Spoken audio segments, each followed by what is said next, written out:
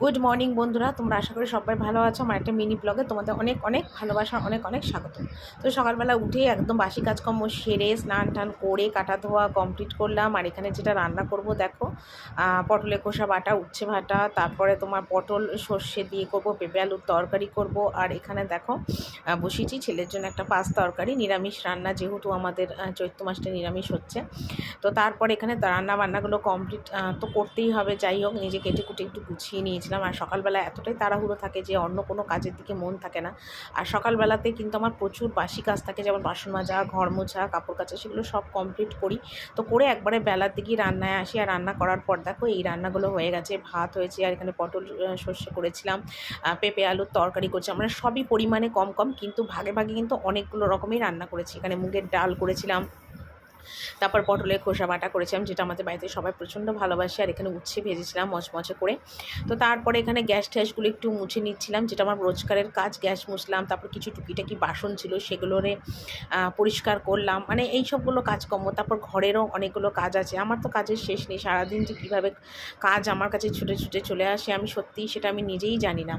তো যাই হোক, কাজের মধ্যে মনকে ভালো রাখি, নিজের মনের অনেক দুঃখ কষ্ট ভুলে থাকার চেষ্টা করি। আমি মনে করি যখন কাজ থাকে না তখন অনেক মনের মধ্যে চিন্তা ভাবনা, মনের মধ্যে পুরনো স্মৃতি, পুরনো দুঃখগুলো আমাকে যেন আরও কষ্ট দেয়। তো কাজের মধ্যে থাকলে আমি অনেক ভালো থাকি। তো আজকে বিকেলবেলায় বাবুকে কিন্তু আমি দুধ বিস্কুট খেতে দিইনি, খেতে দিয়েছিলাম টক দই।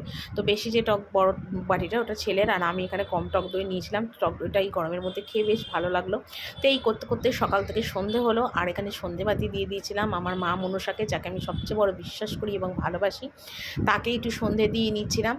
আর তারপরে সন্ধে টন্ধে দিয়ে, মানে জামা কাপড় ছেড়ে সন্ধে দিলাম। তারপরে আবার ওই সব করে তারপর আবার ছিল অনেক জামা কাপড়, যেগুলো আবার ভাঁজ করতে বসেছি।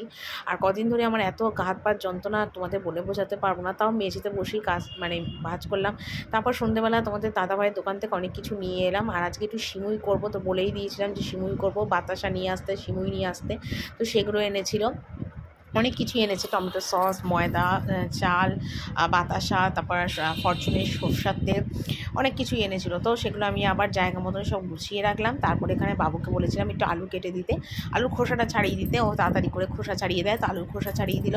তারপর আমি আলু ভাজলাম। আর এখানে দেখো সিমুই করেছি, কি গাঢ় গাঢ় একদম ঘন ঘন বাতাসের সিমুই। আর আজকে সিমুইটা কিন্তু খেতে খুব ভালো হয়েছিল।